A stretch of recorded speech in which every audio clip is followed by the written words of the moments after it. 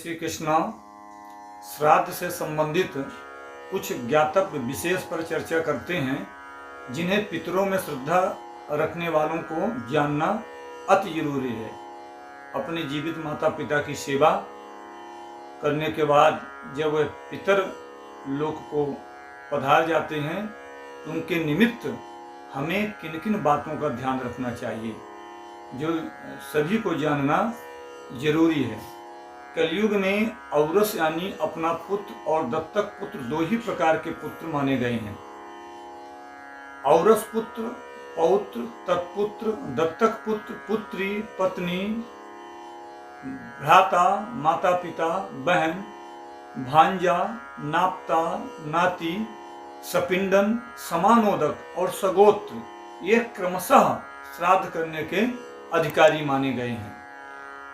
श्राद्ध करने के अधिकारी कौन हैं? कई लोगों के प्रश्न आए कि श्राद्ध कौन करे, तो उनके लिए यह उत्तर है कि यही लोग श्राद्ध करने के अधिकारी हैं। 7 पीढ़ी के बाद सपिंड और जन्म तथा नाम नहीं जानने पर समानोदक भाव भी समाप्त हो जाता है। पितृकुल, मातृकुल, स्त्रीकुल, पुत्रीकुल, पिता की बहन का कुल, माता की बहन का कुल, ये 7 प्रकार के गोत्र बताए गए हैं।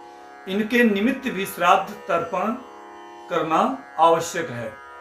सपिंड में एक व्यक्ति की मृत्यु के बाद 5 दिनों के भीतर यदि किसी अन्य सपिंड व्यक्ति की मृत्यु हो जाए तो पहले मृत व्यक्ति के साथ ही उसका 10 कर्म, सपिंड आदि सभी हो जाएंगे, किंतु 5 दिनों के बाद मृत्यु होने पर पीछे मृत व्यक्ति के साथ पूर्व मृत व्यक्ति का श्राद्ध संपन्न होगा।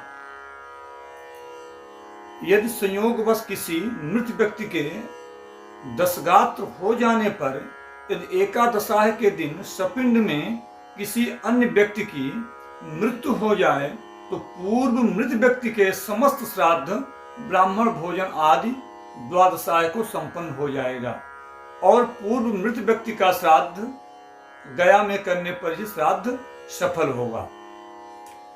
अनेक श्राद्ध यदि एक दिन उपस्थित हो जाएं तो सामर्थ्य होने पर अलग अलग पाक बनाकर श्राद्ध करें, अन्यथा एक पाक से ही भी श्राद्ध हो सकता है। उपनीत पौत्र के रहने पर भी अनुपनीत पौत्र श्राद्ध का अधिकारी है। माता पिता के निमित्त तर्पण या गया श्राद्ध प्रथम वर्ष में नहीं हो सकता। एकादशी को भी श्राद्ध और ब्राह्मण भोजन हो सकता है। श्राद्धकर्ता को दिन में भोजन करना चाहिए, रात्रि में भोजन निषेध है। उस दिन पान, सुपारी, तंबाकू भी नहीं खाना चाहिए, ऐसा शास्त्र का नियम है। और लोहे के पात्र में पिंडदान की सामग्री यानी पाक तैयार नहीं करना चाहिए। सबसे उत्तम है कि चांदी के पात्र में पाक तैयार करें। श्राद्ध में फटे, कटे, गंदे, सिले वस्त्र, पैजामा व रंगीन वस्त्रों का निषेध है। इनको पहन करके धारण करके श्राद्ध नहीं करना चाहिए। श्राद्ध में सफेद वस्त्रों का ही महत्व है।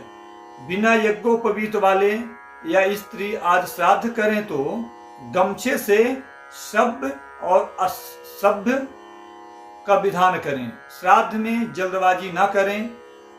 श्राद्ध के दिन क्रोध ना करें। एक जगह से दूसरी जगह पर श्राद्ध के दिन ना जाएं। माता पिता के वार्षिक श्राद्ध पर महालय श्राद्ध के दिन एकोदृष्ट व पार्वण श्राद्ध अवश्य करें। न कर पाने की स्थिति में ब्राह्मण भोजन, अन्नदान या गाय को हरी घास अवश्य खिला दें। इससे पितर खुश होते हैं। ऐसा न करने से पितर निराश हो। यदि केवल ब्राह्मण भोजन ही कराएं तो रसोई हो जाने पर पंचबली निकालकर ब्राह्मण भोजन कराएं। पंचबली का विधान है। पंचबली में कौन कौन सी बलि आती हैं? तो पहले नंबर पर गो बलि यानी गाय को ग्रास निकालना, इसके बाद देवताओं की बलि, यानी कि देवताओं को भोग लगाना। इसके बाद पिपीलादि कोदि बलि, यानी कीट पतंगादि छोटे छोटे जो जीव हैं उनके लिए ग्रास निकालना। स्वान बलि, यानी कुत्ते को रोटी देना, कुत्ते का भाग निकालना।